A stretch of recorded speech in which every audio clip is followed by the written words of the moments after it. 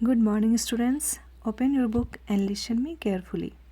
So today we will discuss on the topic components of Scratch window.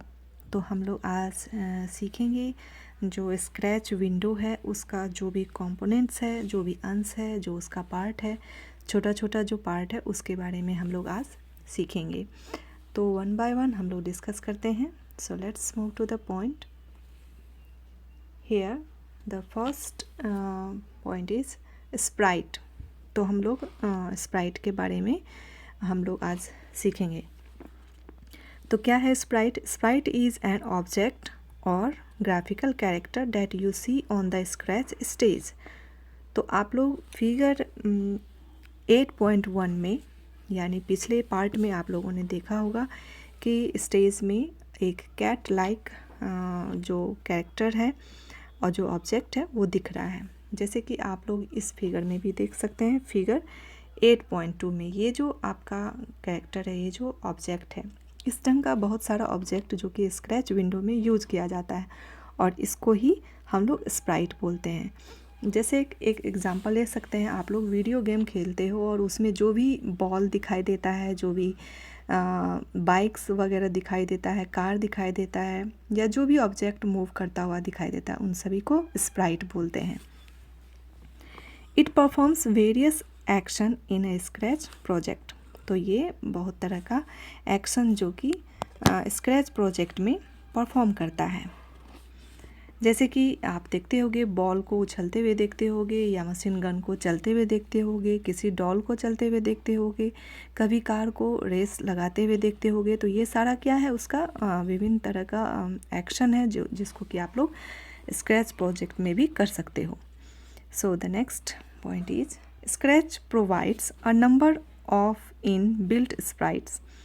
तो scratch हम लोगों को provide करता है बहुत तरह का, means number of inbuilt Sprite, यानी पहले से इसमें स्प्राइट वगैरह लोड किया हुआ है जिसको कि हम लोग यूज़ करके अलग अलग ऑब्जेक्ट को यूज़ करके हम लोग मनचाहे ढंग से हम लोग प्रोजेक्ट डेवलप कर सकते हैं. बाय डिफ़ॉल्ट यानी पहले से ही जो यहाँ सेट होता है, the cat sprite is selected and displayed in the middle of the stage. तो स्टेज पे हम लोगों को इसमें पहले से ही सेट किया हुआ है कि कैट स्प्राइट यूज होता है, जो कि कैट लाइक यहाँ पे भी आपको दिख रहा है. यही पहले से सेट होता है. Next is stage. तो स्टेज क्या है? It is the main working area to draw pictures और परफॉर्म एक्शन. तो ये मेन वर्क एरिया है जहाँ पे कि हम लोग पिक्चर को ड्रॉ कर सकते हैं और परफॉर्म कर सकते हैं action. Stage is the place where sprite move and interact with each other. तो स्टेज क्या है? जैसे कि हम लोग के स्कूल में भी स्टेज है, तो हम लोग वहाँ क्या करते हैं, जो भी हमारा कैरेक्टर होता है, जो रोल होता है, उसको हम लोग प्ले करते हैं. और प्ले करने के लिए क्या होता है? मूव करते हैं, अपने टीम्स के साथ मूव करते हैं, इंटरेक्ट करते हैं. तो सेम वर्क जो है इस स्टेज पे भी होता है कि स्प्राइट जो है वो इंटरेक्ट करता है और मूव करता है. It is divided into X Y coordinates. और ये डिवाइड किया जाता है एक्स और वाई कोऑर्डिनेट्स पे, which shows the position of the Sprite, जो कि स्प्राइट के पोजिशन को शो करता है. तो कैसे शो करता है? जैसे आप लोग जानते हो, मैथ में पढ़ चुके होंगे कि ये एक्स एक्सिस है और ये वाई एक्सिस है. तो यहाँ माइनस वैल्यू होता है एक्स का और यहाँ पर वाई वैल्यू होता है. और ये जो मिड पॉइंट है, ये ओरिजिन पॉइंट इसको बोल सकते हैं. ये एक्स यहाँ पर 0 होता है और वाई भी 0 होता है. तो अगर स्प्राइट यहाँ है तो इसका पोजीशन जो x का यहाँ वैल्यू होगा और जो y का होगा, और जो दोनों ही पॉइंट जहाँ मिलता है एक्स वाई, वो इस स्प्राइट का वैल्यू होगा. तो इस ढंग से हम लोग देते हैं वैल्यू. तो यहाँ पे जैसे कि x है 121 और y है -100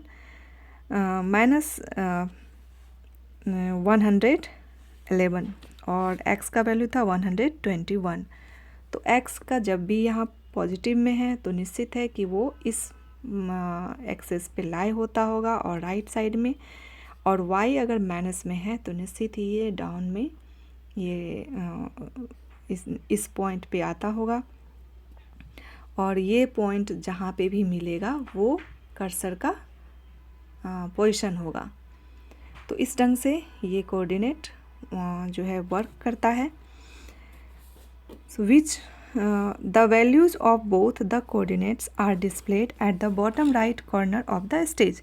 क्योंकि y इसका माइनस में है तो निश्चित है कि ये डाउन ही जाएगा, स्प्राइट का जो पोजीशन होगा वो निश्चित ही डाउन में होगा, क्योंकि y जो है वो माइनस y जो है y का वैल्यू वो माइनस में कब होता है, डाउन साइड में जब जाते हैं हम लोग, और जब x का माइनस में वैल्यू कब होता है, जब हम लोग लेफ़्ट की ओर जाते हैं। तो यहाँ पॉजिटिव वैल्यू और नेगेटिव वैल्यू है, x का पॉजिटिव और y का नेगेटिव वैल्यू है, इसलिए ये निश्चित ही यहाँ पे लाई करता होगा। The values of both the coordinates are displayed at the bottom right corner of the stage। तो bottom right corner यानी नीचे में और right corner में होता होगा, क्योंकि x का वैल्यू 0, 1, 2 नहीं है, इसका वैल्यू है 121। तो निश्चित ही कुछ पॉइंट आगे जा कर के और ये y वाले पॉइंट से मिलता होगा। Next is Sprite list. It is located below the stage and displayed the thumbnail of all the sprites that we have selected। तो जो भी हम लोग स्प्राइट को सेलेक्ट करते हैं वो नीचे दिखाई देता है स्प्राइट लिस्ट में। तो वो थंबनेल के रूप में होता है, यानी छोटे छोटे पिक्चर के रूप में दिखाई देता है। Next is blocks palette. तो ब्लॉक्स पैलेट क्या है? The blocks palette contains various predefined blocks. तो ये क्या करता है? कंटेन करता है प्री डिफाइंड, जो पहले से डिफाइंड ब्लॉक्स है, that are use to perform specific task, जिसको कि हम लोग यूज़ करते हैं कुछ स्पेसिफिक टास्क देने के लिए। तो यहाँ ब्लॉक का क्या काम होता है स्प्राइट में, कि ब्लॉक को यूज करके हम लोग किसी भी ढंग का एक्शन करवा सकते हैं स्प्राइट से, जैसे कि बॉल में बॉल को जंप करना, या फिर जैसे स्प्राइट को चलाना, उसको मूव करना, टर्न करना, रोटेट करना, ये सारे तरह का एक्शन हम लोग ब्लॉक को यूज करके कर सकते हैं। Next is script area. तो स्क्रिप्ट एरिया क्या है? The collection of step wise instruction. तो जो जैसे किसी भी स्टेज पे परफॉर्म करने के लिए आप लोगों को भी कुछ इंस्ट्रक्शन को फॉलो करना पड़ता है, और उसी अनुसार आप लोग कोई प्रोग्राम करते हो, परफॉर्म करते हो स्टेज पर। तो उसी ढंग से यहाँ पर भी स्प्राइट को इंस्ट्रक्शन दिया जाता है स्टेप वाइज, और वो ब्लॉक के थ्रू किया जाता है। और ऐसा इंस्ट्रक्शन कहाँ दिया जाता है? तो स्क्रिप्ट एरिया में। तो आप लोग पिछले के चैप्टर में आप लोग देखे हो, स्क्रिप्ट एरिया राइट साइड में है, तो उस पे ही हम लोग ब्लॉक को यूज करके इंस्ट्रक्शन देते हैं और फिर स्प्राइट परफॉर्म करता है। So the next is to a sprite is known as a script. तो जो स्टेप वाइज इंस्ट्रक्शन होता है उसको हम लोग क्या बोलते हैं? स्क्रिप्ट बोलते हैं। और script area is the place where we pick and drop the blocks to create a script. तो स्क्रिप्ट एरिया कौन सा जगह है जहाँ पे कि हम लोग ब्लॉक को पिक करते हैं, यानी चुन करके फिर उसको ड्रॉप करते हैं और स्क्रिप्ट को तैयार करते हैं, यानी किस स्प्राइट को कौन सा वर्क करना है और कब करना है, ये सारा डिसीजन हम लोग स्क्रिप्ट में ही राइट करते हैं। मीन्स अपने लैंग्वेज में नहीं बल्कि ब्लॉक को यूज करके। Next is sprite into pane. Click on the icon present on the top left corner of a sprite thumbnail to display the sprite info pen। तो हम लोग इस आइकॉन पे क्लिक करते हैं और उसके बाद टॉप लेफ्ट कॉर्नर में जो स्प्राइट थंबनेल होता है उस वहीं पर वो आइकॉन जो है वो प्रेजेंट होता है, जैसा कि आप लोग फिगर 8.1 में स्प्राइट लिस्ट में देख सकते हैं। उस पर क्लिक करते हैं और to display the sprite info pane. तो स्प्राइट इन्फो पेन फिगर 8.2 में आप लोग ये देख सकते हैं, ये है स्प्राइट इन्फो पेन। तो इसमें हम लोग क्या देख सकते हैं, तो sprite rotation style button, it includes information about the selected sprite as well as a few tools for manipulating the sprite. तो स्प्राइट को मैनिपुलेट करने के लिए, यानी उसका रोटेशन या उसका डायरेक्शन वगैरह चेंज करने के लिए हम लोग जो है उसको देख सकते हैं। ये इंफॉर्मेशन इंक्लूड करता है, यानी अपने अंदर रखता है। द टूल्स इंक्लूड, तो ये जो टूल है ये क्या इंक्लूड करता है, तो स्प्राइट रोटेशन स्टाइल बटन्स। तो आप लोग ये देख सकते हैं यहाँ, इसके अंदर हम लोग पढ़ाई करेंगे अभी सर्कुलर एरो। तो सर्कुलर एरो जो कि आपको इस फिगर में भी दिख रहा है, तो वो क्या है, उसका क्या फंक्शन है।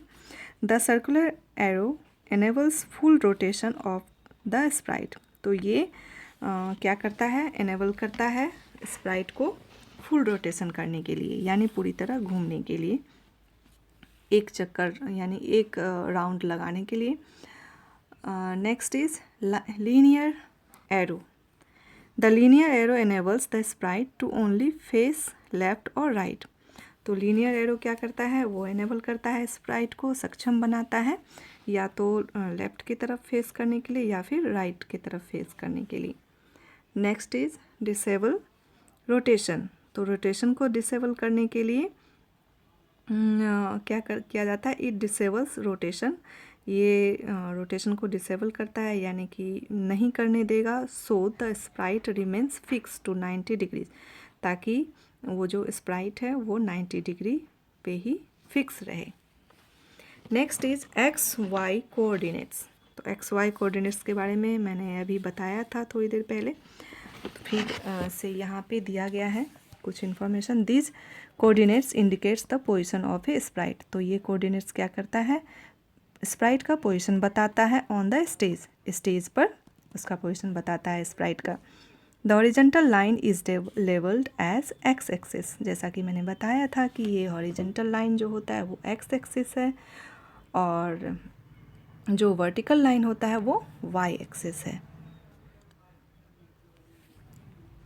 The point at which the two axis meet. तो ये जो पॉइंट है जहाँ पे कि दो एक्सिस मिलता है, in the centre of the stage. तो ये आप मान सकते हो कि ये स्टेज का सेंटर है। Are known as origin. तो इसको बोलते हैं origin. The origin is represented by x0 and y0। तो यहाँ पर x और y दोनों ही 0 है, होता है, 0 कोऑर्डिनेट्स होता है। Next is direction. तो हम लोग नेक्स्ट पेज में जाएंगे और देखेंगे कि यहाँ डायरेक्शन के बारे में क्या कहा गया है। Next is direction. It includes how the sprite will run, turn when it execute a move instruction। तो जब इंस्ट्रक्शन को एग्जीक्यूट किया जाएगा, जब इंस्ट्रक्शन एग्जीक्यूट होता है तो उसके बाद स्प्राइट जो है वो कैसे टर्न करेगा, तो ये इंक्लूड करता है डायरेक्शन अपने अंदर। ये डायरेक्शन जो है ये इंक्लूड करता है इंफॉर्मेशन की स्प्राइट कैसे टर्न करेगा, यानी कैसे घूमेगा और जब इंस्ट्रक्शन एग्जीक्यूट करेगा। Next is view full screen. तो ये साइन क्या चीज़ के लिए, व्यू फुल स्क्रीन मोड और presentation mode button is located at the top left corner of the stage. तो स्टेज का जो टॉप लेफ्ट कॉर्नर है वहाँ पर ये लोकेटेड होता है फुल स्क्रीन मोड में प्रोजेक्ट को रन करने के लिए। By clicking on this button, इस बटन पे क्लिक करते हुए you can view the presentation of your project in full screen mode. यानी पूरे बड़े पिक्चर में हम लोग, पूरे स्क्रीन पर हम लोग ऐसा उस प्रोजेक्ट को देख सकते हैं। Tabs. Next is tabs. Scratch view provides us with 3 different tabs. तो 3 तरह का टैब्स है जो कि स्क्रैच जो है वो प्रोवाइड करता है हम लोग को, namely scripts, costumes and sounds. All 3 tabs have different task to perform. तो तीनों ही जो टैब्स है, स्क्रिप्ट, कॉस्ट्यूम एंड साउंड्स, ये सारे जो है वो उसका डिफरेंट टास्क है, अलग अलग काम है परफॉर्म करने के लिए। तो स्क्रिप्ट क्या करता है कि क्या परफॉर्म करना है वो हम लोग स्क्रिप्ट में लिखते हैं। कॉस्ट्यूम क्या करता है कि स्प्राइट का कैसा लुक होगा, वो उसका लेफ्ट जो क्या मूवमेंट होगा, किस ढंग से वो टर्न होगा, तो ये सब कॉस्ट्यूम में आता है। और साउंड में क्या होता है, उसकी आवाज़ कैसी होगी, कैसा प्रोड्यूस करेगा वो साउंड, ये सब तय किया जाता है साउंड में। इन एडिशन टू दीज, इन सभी चीज़ों के साथ, the backdrops tab appears only when, तो इन सारे के साथ बैकड्रॉप्स टैब जो है वो तब एपियर होता है जब we select the stage icon to add any inbuilt background. जब हम लोग सेलेक्ट करते हैं स्टेज आइकन को क्या ऐड करने के लिए, बैकग्राउंड, इनबिल्ट बैकग्राउंड जो कि पहले से ही बैकग्राउंड डिफाइन किया गया है, लोड किया गया है, उसको जब हम लोग ऐड करना चाहते हैं ऑन द स्टेज और पेंट अ न्यू बैकग्राउंड, या फिर हम लोग बैकग्राउंड को जब पेंट करते हैं कि कैसा पीछे का स्क्रीन होगा। जब भी स्प्राइट जब भी आप लोग वीडियो गेम देखते हैं तो उसमें बैकग्राउंड होता है, जैसे कि पीछे सीन दिखाया जाता है, ग्रीनरीज दिखाया जाता है या बिल्डिंग दिखाया जाता है, तो वो सारा क्या होता है, पीछे का जो स्क्रीन होता है उसको ही बैकग्राउंड करते हैं या उसको बैकड्रॉप्स कहते हैं, जिसको कि सेट किया जाता है स्क्रैच प्रोजेक्ट में। Next is stage icon. The stage icon is present at the left of the Sprite list. तो स्टेज आइकन कहाँ पे होता है, ये प्रेजेंट होता है स्प्राइट लिस्ट के लेफ्ट साइड में। क्लिकिंग ऑन दिस बटन, इस बटन पे क्लिक करते will add the backdrop tab in place of the costumes. तो इसमें क्या करते हैं, कॉस्ट्यूम टैब के जगह पे बैकड्रॉप टैब्स जो है अगर ऐड कर सकते हैं इस बटन को क्लिक करते हुए। यानी स्टेज आइकॉन जो होता है उस वो प्रेजेंट होता है कहाँ, लेफ़्ट साइड में स्प्राइट लिस्ट के, और क्लिकिंग ऑन दिस बटन, और इस बटन पे क्लिक करते हुए हम लोग क्या ऐड कर सकते हैं, बैकड्रॉप्स टैब, जो कि पहले से नहीं होता है लेकिन इसको हम लोग ऐड कर सकते हैं कहाँ पर, कॉस्ट्यूम टैब के जगह पे। बाय यूजिंग दिस टैब, इस टैब को यूज करते हुए we can import any background on the stage. तो हम लोग इम्पोर्ट कर सकते हैं जो भी उस एप्लीकेशन के साथ लोडेड है, जो इनबिल्ट बैकग्राउंड है उसको हम लोग यूज कर सकते हैं।